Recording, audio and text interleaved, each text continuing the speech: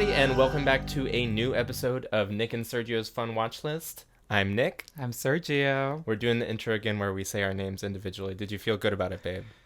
Well, I feel like you just always talk over me now, so I guess it feels liberating. Do you really think that? No.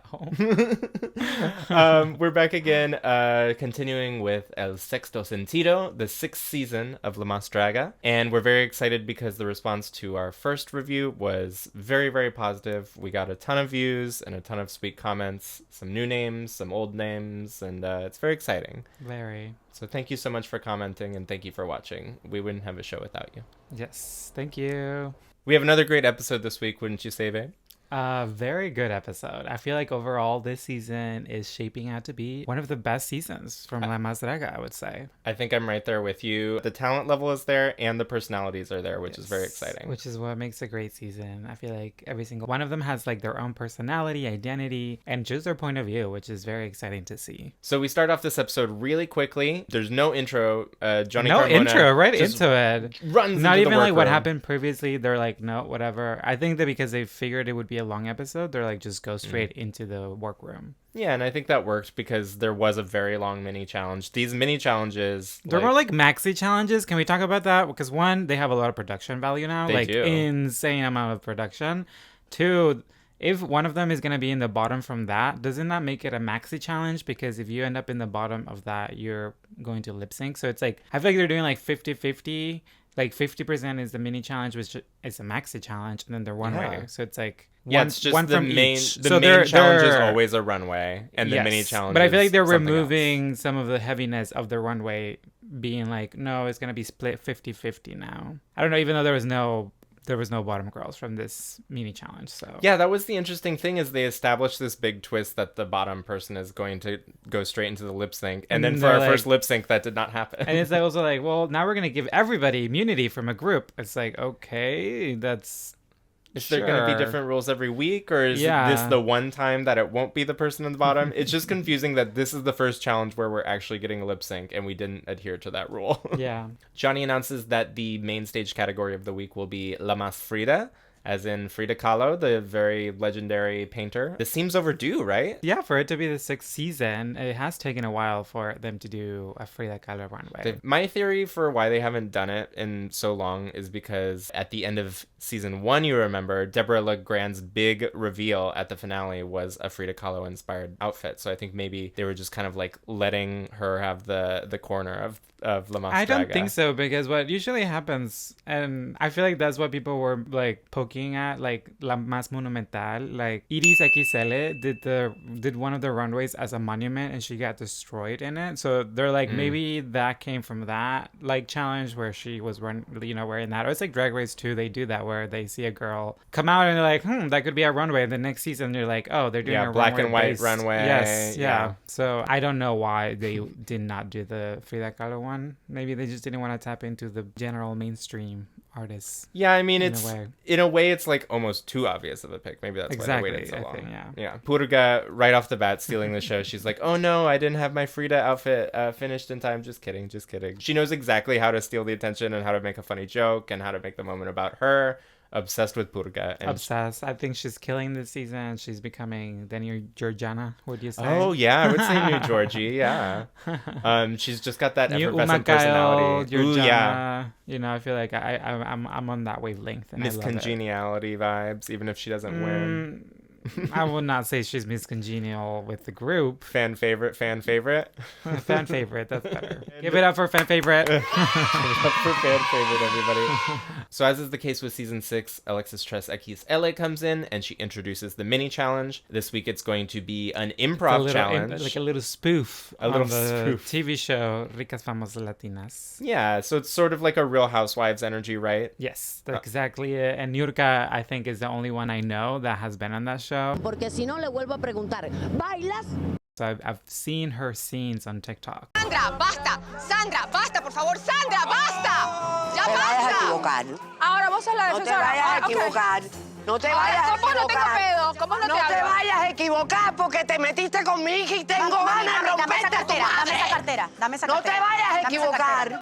So I know the level of like spoofness that they have to like reach, because that show already is crazy on its own and it's funny on its own. So I was very excited that they were all gonna group together in like 3 different groups. I mean, they wrote their entire script, or it was like a half script, half. Some people wrote it out and some people improvised. I mean, you can tell the people who wrote it. Yes, it made a big difference. I think preparation was very helpful in this. So since Kelly won the challenge last week, she is in charge of picking her team first, but she also gets to assign the other 2 team captains, who are then going to pick their teams.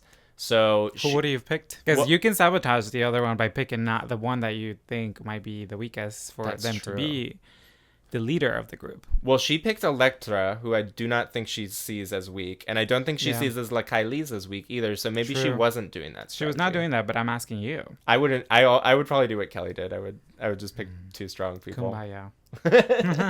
Who would you pick? Who are you saying is the weak link if you want to have these hot takes? Well, I would say that based on previous interactions and what we've heard from girls, like Dimitra has said that she's not the best or the most comedy timing wise queen.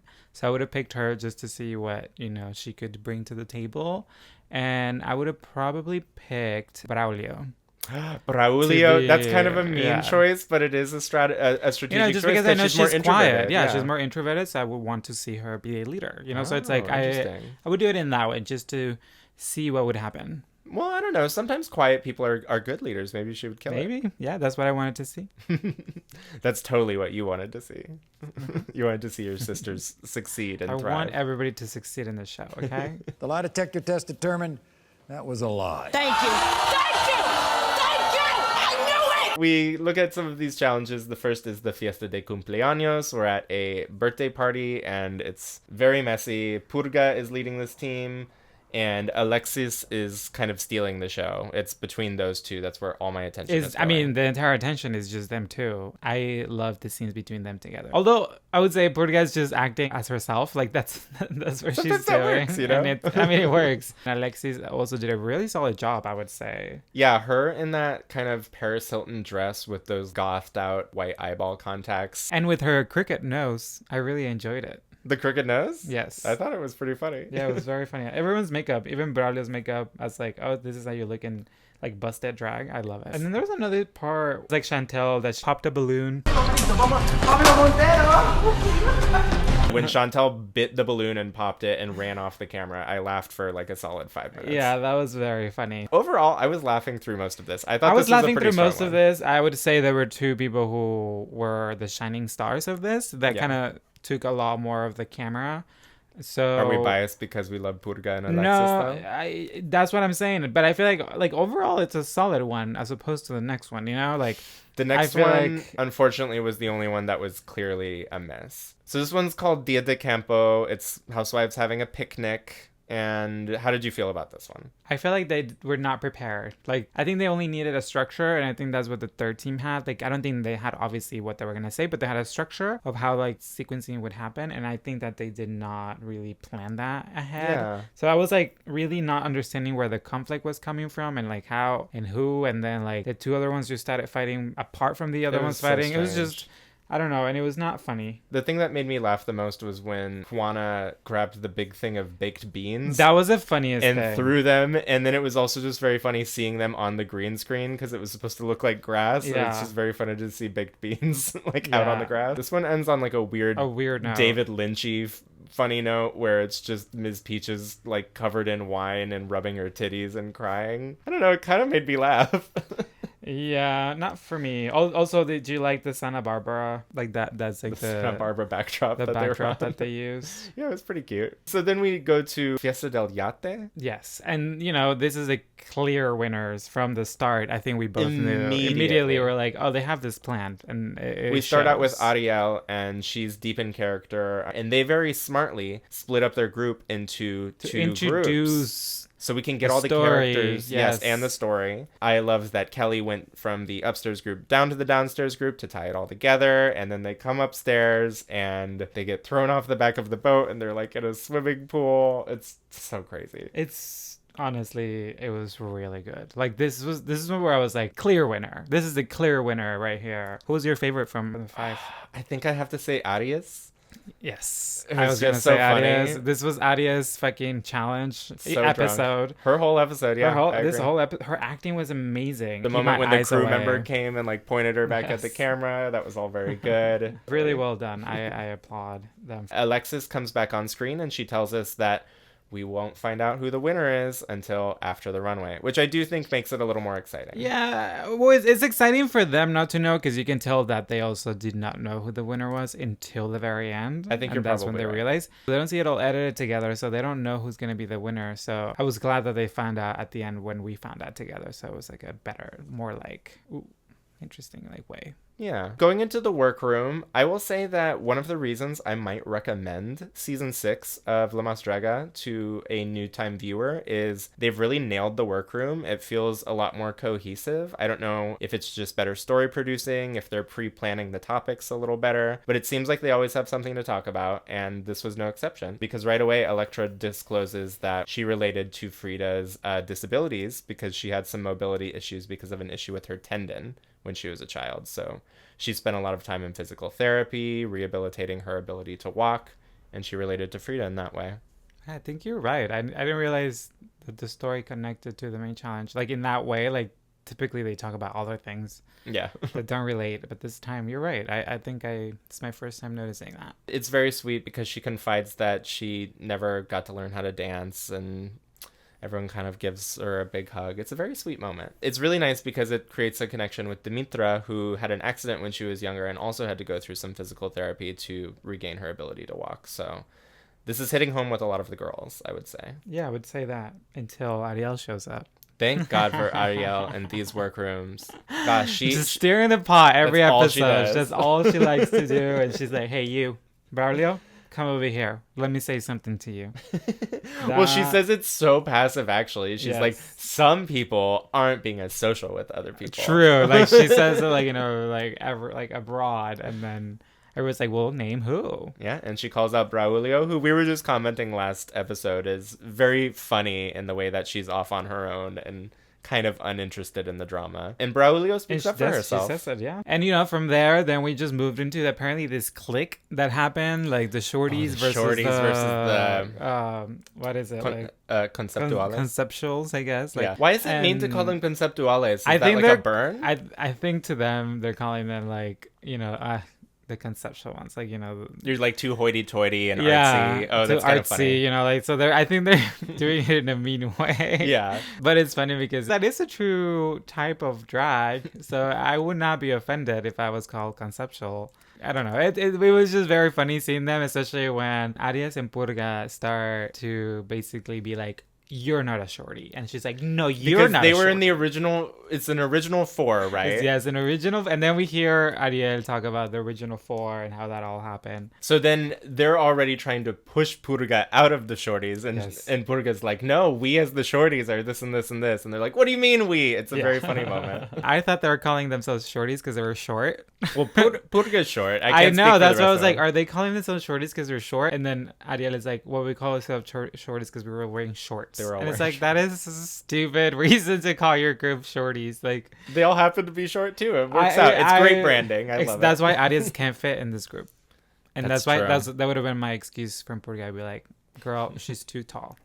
I do love cliques in drag competitions. Obviously, we have like the Heathers on Drag Race, Heathers versus Boogers. We have Rolaska Talks. We have That's it. On Canada's Drag Race 2, there was 3 girls, and I forget what they were called. They were called like the Canadian. Oh, ladies. The Drag Race Mexico had the. What was the clique on Drag Race Mexico? What was their name? It was Galavaro, it was Christian Peralta, and it was Regina Voce. They were like a little clique. They were a little clique too. And that's why people wanted Matraca to win, because they kind of visioned it as like Alaska Talks versus Jinx in it. But it's like Jinx was way better than. I love you, Matraca. Matraca, I like you just as much as Jinx. I love you. And then this workroom ends with Purga saying, like, I'm carrying this whole season on my back. Which honestly, she is. She is, yeah. We go to the main stage. Marisol Gonzalez comes out and she introduces our amazing judges. By the way, Marisol is wearing this really cute, like, Versace gold chain dress. I really liked it. And the hair's on point. Everyone looks good this week, including Raquel Martinez. We go over and check in with her. She's wearing this kind of blue dress with like prints on her wig. Did you see that? Yeah, it's weird because you can see that they had to like kind of glue the wig so that they could draw on. So when she would move a certain way, you could see the little flap. Yeah. That's why you got to do a RuPaul and you just never... You never move. Never turn your head. Yes. That's what we do. That's what I do. You don't do that. We go over to Yari Mejia, and I fucking love this look, Yari. She's being very extra this week. I love it. She looks great. I love the crown over the ski mask. Yeah. It's a really fun choice. Yeah, I haven't seen anything quite like it. Yes. We go over to Letal, and Letal's back in kind of like standard Letal mode, which is standard. Of course... This is what we know from Letal. It's of course still stunning. Love the wig, love the headpieces, and I love her in red. Yeah. I would say that the nose contour was a little weird on camera, but... Oh, do you need to give her a truco? Truco. And then we meet the very, very special guest judge of the week. I didn't grow up with this person the way you did, so why don't you introduce her? I mean, she's an icon. She sets fashion trends. The other girl, she's just an actor. This is her at like 16 talking about her rival in like telenovelas. Basically saying like, I am fashion, I'm a model, I'm a singer, and she's just an actor. People will know who she is because she's world known and her name is Belinda. And, you know, she's an icon. And I'm very excited. Also, very fun that she had her own lighting equipment and she had her own like frame. Like they used a different camera, different angle that was just placed on her. I was wondering, I thought it was a different angle. I think she probably was like, you can only film me from my good side and this is my good side. And like they put the camera there. Well, good for her. Work. And she looks fabulous and she had wonderful critiques. She's definitely going for the Lady Gaga season 9 appearance of Drag Race, where she specifically wanted to give everyone a critique. And I really appreciated that. Yeah, she had notes and everything. What is your favorite Belinda memory from childhood? I would have to say that like the thing that I remember the most is Aventuras en el Tiempo.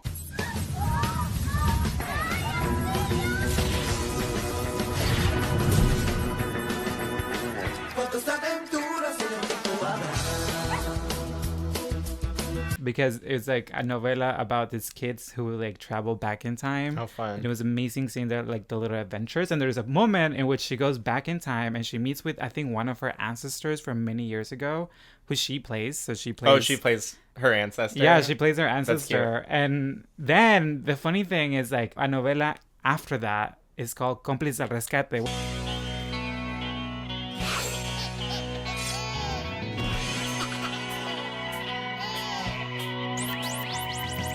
Cómplice del Rescate, where she plays two twins. So I was like, oh, it's interesting because she had already done it. And they're like, maybe you could do the other two. Also remember when she like went on her own and she had Boba Niña Nice, which is a great song of like 2000s. And she's had amazing moments. And I love her. And this is a pretty big get for La Mas Draga. I mean, right? This is the biggest, star, right? This is the most famous person they've gotten on this. That's this show. awesome. And I love that she's a fan. This was a very cool guest. Yeah, she was a very big fan of the show. We go into the runway. It's La Mas Frida, as we mentioned before. Alexis Mugler comes out first. She's kind of doing this businesswoman thing. I don't know how to describe this garment. What would you say? I think we both saw it, and it was amazing when it was dark, and then the lights came on, and she's like, oh, she's wearing a suit, and then she's wearing a corset over. I think overall it worked. It was better than other ones. I think that she's relying on this like activism. Well, I did like the message. Do you think that's happening? I don't know if I'm sounding too crazy for thinking that. I don't know that she's relying on it. I appreciate that if that's part of her character, she should continue to include that on the show. I do love the flip phone. That's my favorite thing. So that's why I would save her because of that. I was like...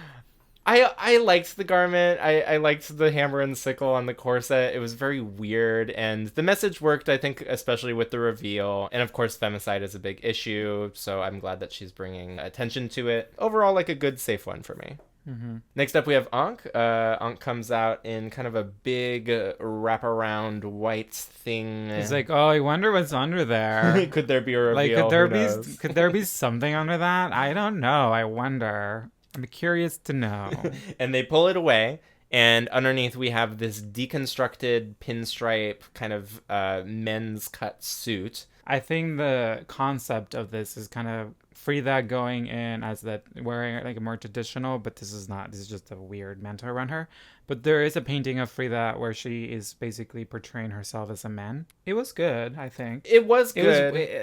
There was little problems with her confidence on stage is not as strong as other ones. So I feel like she felt short for me, where I was like, oh, I thought you could sell it more and like we could feel a little more, but I don't know. I didn't see it. Ankh is a very impressive artist, and I think it's unfortunate that almost every time they've been on the runway, including during the audition process, they've had these little kind of flubs that get in the way of these really brilliant presentations. Yeah, it was also in the auditions with like fighting with the scroll, and this time we have problems with the scissors. It's not cutting the braid right, so that's like causing an issue. Yeah. We were even debating if the off the shoulder was on purpose. But it's it was not on purpose. Like it fell because you can see clearly it fell. And then for critiques, she was like, "I'm just gonna go like that," so they think that it was like meant to be like that. You might be right. Next, we go over to Ariel. I feel like this was Toxico's like runway. Toxico was doing a little more acting. I will say he was also the center of attention. Like he was the one with the heart most of the times. Like we were just focusing on him because Ariel was focusing on him too. So it felt like disconnected where I was like, girl, this is your runway. I also liked this runway, but I felt like it went on a little long without any kind of reveal. Like once we see the prop heart,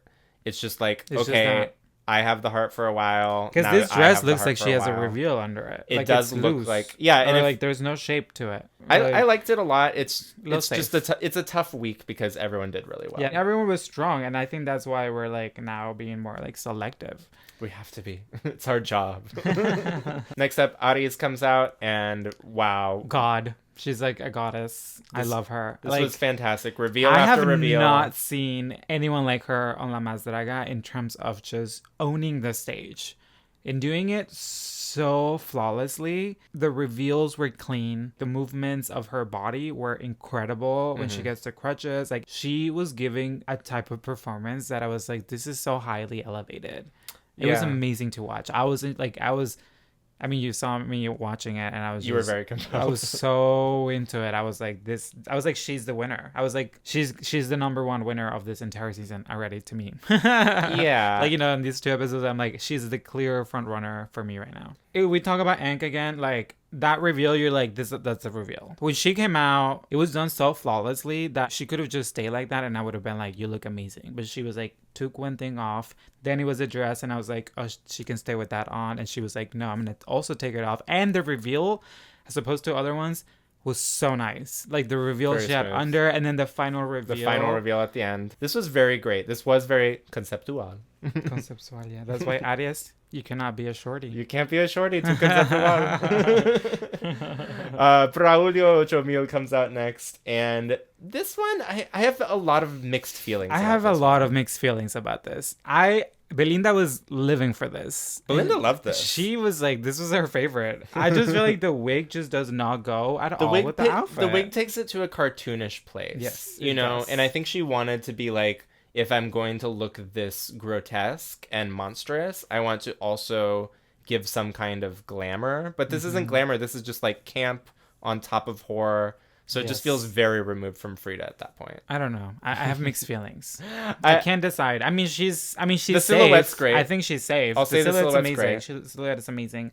I feel like the mask, I'm not really. She could have done that with makeup, and it would have been okay. I liked the feeding tube aspect, and I will give her. The feeding tube was good. I will give her credit for at least mixing up the mask. I was worried we were going to get the same mask every week, and so far we haven't. So maybe that will keep me interested. It's like, you know, the girl from Dragula, Yovska, like... Yovska was also good about mixing up her mask and having, like, this is a Yovska mask, but here's a different version. Like, and I think Braulio is more in that territory, so I appreciate that. Catriona comes out next, and at first I was like, okay, this is kind of simple. This is kind of a simple look. Okay, there's a reveal. That's kind of a normal reveal.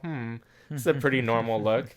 And I thought it was expert how long she was able to hide this big deer butt that was hiding underneath a sheet, I guess. A very famous Frida painting. A few people referenced the deer with the arrows in it. Many people did. And I thought this was, in a way, the strongest interpretation just because of the way the centaur body moved behind her. It was kind of interesting to look at. I feel like it feels a little messy in a way. I don't know why, to me. Although I did love her movement of body when she was Yeah, the way she kind of kicked up her legs. Yeah, it was she was very like moving her deer-like. body. Yes, Yeah. I was like, okay, I really appreciated that. But I think overall, safe for me. I liked, actually, a little above safe, but a little above safe. Catriona was obviously so strong in the auditions, so we have very high expectations. And so far, she's kind of having a slow start, but maybe she's just saving the good stuff for the middle. We'll see. yeah, we'll see. Next up, we have Dimitra, and this look, I love the colors. I love the Veracruz silhouette. came out. She has a full Veracruz lip, and I think She looks like Veracruz. the very white highlight. It's also the way that she paints like up like this, and the like red lip with the white face, like Yes. very Veracruz. But I don't know. I love the colors on this, and I thought I love the color pops. It's really well done. Like I really love this dress. I feel like somehow it felt short because of what we've seen, even though it was like a strong look on its own. Oh, I think what held it back was she was having some wardrobe malfunctions. Oh, she was? Because she had a heart that was clearly supposed to be taken off. Oh, that's right. But it fell off That's as she was right. walking. Yeah. So then, even though she manages to catch it, she's holding it up, and the veneno is painting on her and gets caught in the like little veins. So it was just like, oh no, this is a pretty look with a lot of malfunctions. With a lot of malfunctions. Next up, we go to Electra Walpurgis, and this was one who was a standout for me on the auditions, and she's proving herself to be a frontrunner. I think you're right. Yeah, I think she's doing it. She looks amazing. This was a very strong look. I love that her face matched her bodysuit. A hard thing to do. A hard thing to do, especially with blue, as well, like on top of that. And on her dress, she has written Frida, it seems, but then she lifts it up and it says Sufrida, which means suffering. And I thought it was fun. Yeah, it was really good. I really appreciate it. For a second, I was like, oh, what's happening? And then I was like, oh, wait, no, this is actually really good. And she went up on my list, and then Belinda fell in love with her. And I was like, oh my God, is she going to win the episode? Oh, you were worried for a second. I was second. worried for a second. I was like, wait, I know she's amazing and she looks great, but I was like, this is clearly, I was like, Aries cannot be snubbed again. And I was like, what's going to happen? Next up, we have Juana Guadalupe come out. This look is interesting. I don't have too much to say about the look. I mostly want to talk about her political statement, because instead of choosing to honor Frida, she comes out and says, Maria Izquierdo, which is an artist I'm not familiar with, is much more authentically Mexican than Frida. Maria Izquierdo and Frida Kahlo were kind of around the same time, and they were also kind of painting in that surrealism. I think Frida Kahlo's career took off more, and Maria Izquierdo, who was also doing very similar work that was also very powerful on its own, kind of got sidelined and like shot off, because she's technically, I think, the first Mexican woman to have been showcased in the US. Oh wow. And so I feel like she was kind of pushed to the side for Frida. And I think what Juana is doing, I think that's a quote from an author. I think she's like a French Mexican author, Elena something. I'm like blanking on her name, but it's a quote. It's a direct quote that Juana is saying, basically kind of bringing up the Maria Izquierdo kind of story back to life and kind of putting her on everyone's kind of thoughts again. I think it was very strong. I feel like at first it was like very interesting, and I think we talked about it because it was like some of those judges love Frida Kahlo. I was like, how is that gonna are they gonna think this is offensive? Yes. Are they gonna think this is like not the right protest to make, like during this challenge? But, they kind of ended up responding positively to it. So sometimes stepping out of the box. Well, they didn't works. even talk about it. Well, they didn't acknowledge the sort of protest of talking about Maria instead. They only focused on her garment, but they also kind of only had good things to say. So I feel like they gave her a pass on it. Kelly comes out next. She is... The Exorcist girl comes out. Linda Blair in The Exorcist / Frida Kahlo. This is an interpretation of Frida in her body cast after her horrible accident. Painting on the body cast, which I think is a cool... You know what she felt? She felt like the little toddlers that they're put on like those little... Oh, those little protective things so they can run around and they can't bump into stuff. Yeah, that's what it felt like watching her. It did give that energy, but I will compliment Kelly for being able to move without making it look too silly. Mm-hmm. She was rotating it all around her, but she was still taking it very seriously and staying in the moment. So I want to commend her for that. It was Belinda's other favorite one. Yeah. And she looks cute when she comes out. It's just kind of a simple dress. It's a very simple dress, and it was just more about the gimmick of the bed. I'm not a fan of this. I liked it. I'm not. Next up, we have La Kylie's come out, and she... The bottom. and she is wearing a sort of green quetzal How parrot was she feather in the garment. bottom? I that critique was a little bit weird for me. Did you think that was weird? Raquel does put La Kylie's in the bottom because apparently she's pretty, but It's she's like, relying you're pretty, on pretty. and you're relying on pretty, so I'm gonna put you in the bottom so you can learn a lesson. I was like, that's not a reason to put someone in the bottom. In a way, I kind of understand because I did find this runway presentation to be very simple. And yes, the outfit is stunning, but she just kind of came out there and stood and was like, I'm very pretty, and then she walked off the stage. Next up comes Ms. Peaches, and as we discussed, there was a few deer shot with arrows, and this one was probably my least favorite. There's just so many deers. One of them has to be the bad deer. I know, I feel bad. It just seemed like a bodysuit, but like half of it was like fur, and then the other one half was just fabric. It felt a little disconnected. And then it like bunched. I don't know. I love her. I love Ms. Peaches a lot. She's very charismatic. Yeah, she's very charismatic. I just don't think this really worked. This look was not for me, unfortunately. Maybe it's like her two worst looks were back to back, you know? Ooh. Which always sucks, but that's sometimes the reality of being on TV. Well, the good news is because it's La Mas Draga, we'll get to see the runways officially. We'll get to see the runways in a separate video. Yeah, the Fame Games stole it from La Mas The Draga. Fame Games, yeah, Drag Race stealing. Purga comes out next, and God, we love Purga so much. I think the presentation on this was a little weird. I have to call Purga out because this is real fur. It is? This is real deer fur. I'm like, that's insane, girl. We're in 2023. Why would you use real fur for your dress? But especially for something that we know that she probably will only use for this runway, and like, is she really gonna use this again? Like, when people get leather that's more from a cow, and it's like, well, people do eat cows, which I don't. Whatever, people eat cows, but they use the skin from the cow that they use that they're gonna eat, as opposed to deer, which I guess people eat deer. You're right. I don't know. I feel weird. The politics of the fur aside, I will say this look is firmly in the safe category for me. She has a little trouble moving in it. Yeah. Very safe. I think what brought her into safe was her little speech that she gave on the mic, where it was basically like an angry voicemail to Diego Rivera. I love everything she said. It felt like, it's like, pick up the phone. Kind of felt like that kind of vibe. Yeah. Next up, we go to Chantel. She comes out in a big flowy white garment. This one, do you think there could be a reveal here? Well, I would say that I really love this dress. Like, the way it was cut. Like, I was telling you, like, it's weirdly giving her shape. Like, it's more flowy, but I was like, somehow it feels like it is giving her shape because maybe of just where the fabric lands. Yeah. I definitely was expecting a reveal, obviously, but it was a little bit better hidden than, like, ink. My name is Ong. I agree the top dress is really strong. I think it's unfortunate that the reveal look is so simple. And you can tell she just wanted something Very simple to put the blood on, because she splashes some blood on the canvas and on the little body. paper plates that you called out. Look, I was enjoying this runway a lot, but when I saw that the blood was just in 2 paper plates that they brought over from like the craft service table, I was like, this is a little silly. Yeah. But other than that, I really enjoyed this presentation. We go into our Mas and Menos. Raquel puts Elektra in the top, which I think is pretty easy to agree with. Unfortunately, as mentioned before, La Kylie's is put in the bottom because she's resting on pretty. I don't know. Go out there and do some flips next week. La Kylie's. Next up, Yari gives her Mas to Arias, and I think that's a good choice. We're very much for that. Yes. And the Menos, unfortunately, goes to Ms. Peaches, which I just think was unavoidable. There was no other way. There was no other way. Leital gives no mas. She's still giving no mas. That's so annoying. Just tell us, girl. It's so annoying. And I want to talk about this moment. It's a little bit shady. Leital goes out of her way to say, I was curious what Onk's makeup would look like in person as compared to their social media, and I'm less impressed in person.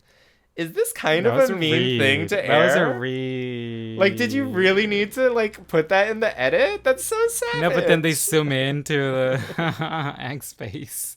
I found that hilarious. They're like, whoop, let's show you. Let's zoom in. That was very funny. It was also very weird that was the reason Letal put Ankh in the bottom. Because I was like, girl, there's other girls that have worse makeup. Like, that's not a reason. I agree. I feel like the bottom that we ended up with was pretty strange. I think they just wanted to capture the same bottoms from the last week. They were trying to go for that because they're like, they were already in the bottom. Let's put them again. Also, I predicted in the auditions that Ankh would go first. You did say that. Wow. Okay, so that's like, I'll give you 100 points for that. Sergio's in the lead. Sergio has the most. I have the mind of a mastermind. You know Sergio... that meme? Did you watch that video? I have the mind of a I have the mind of a master. I'll send you the video. It's very funny. I have the mind of a master. I have the mind of a mastermind. What's that? I don't know, but I'm so creative like that. Arias wins. She gets 5,000 pesos, and Belinda, totally unprompted, just decides, okay, I'm gonna give every queen on stage 500 pesos. I was like, girl, first count them and then say how much you're gonna give them, because it's a lot of money. And we go into a lip sync. They're actually doing a Belinda song. What's the name of the song? Did you write it down? What do you mean you don't know what this song is? You've heard this song. You've heard this song before. I didn't. It was say also I don't the know first. What listen to me, people. Listen to me. Why is it that Drag Race Mexico and La Más Draga decided that their first lip sync song would be the same song? It is insane. And both of them were really bad. At least this one was a little better. They at least knew the fucking words. But it's En la Oscuridad. Yes. De Belinda. Did you think this one was better than Drag Race Mexico? I did think this one was better. Because both of them went home. That's why. Because that's how you do it, Drag Race Mexico. You see that two people don't even know the song, you send them home. You don't keep them. You don't give them a second chance because it's the first episode. It's the first episode of your biggest fucking breakthrough, and then you literally do that. A lot of people stop watching, obviously. We almost stopped watching.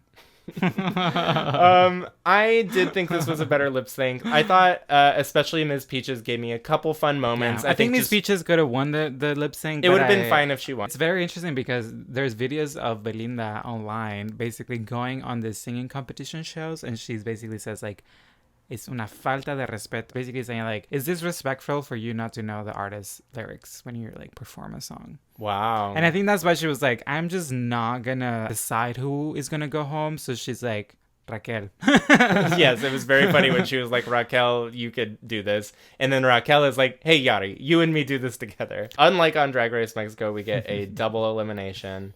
And I think it's sad, especially because although we didn't have great things to say about the lip sync, I thought Ankh did a little better than I expected he would. Like, I don't think of him as an same like a lip syncer. Also, I think I was not fully seeing Ankh to be fully in the bottom two, so I was very surprised when he actually did go. Ankh was only on the bottom two because of the immunities that were doled out to that's right. We saw the winning team on the yacht. Because all those girls are safe, it brings Ariel, who would have been the next one in the bottom, up into the immune category, which pulls Ankh down into the lip syncing territory. Which I think I would have agreed with Ariel being in the bottom too. Yeah, and maybe Ariel would have turned a better lip sync, and we would for sure. We wouldn't have needed to have the double elimination. So a shocking first elimination, but I don't know. But amazing. I was like, this is exactly. I was like, this is what I wanted. This is like the feelings of like, you really want it, bitch. You have to try hard, not be like, do better next time. It's like, no. Go home. This is the time. Yes. This is the time. Overall, I think it was a great episode.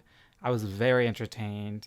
I was also like, could not stop just staring at Arias. I think she was like my top one person of the week. Wow. Okay. Well, you agree with the judges then. Yeah. A hot take of yours. I agree. This was a great episode. Ankh, Ms. Peaches, you will be missed dearly. Everyone watching at home, thank you so much for sticking with us. We love doing these recaps and we love hearing from you. Please leave some messages in the comments. We actually got a comment from La Más Draga official, so shout out to you in particular. Out to you. Thank you for that was very acknowledging our existence. We love to be acknowledged. You can acknowledge us by subscribing and liking the video and sending it to a friend. This has been Nick and Sergio's Fun Watch List. Come see us next week, won't you? See ya.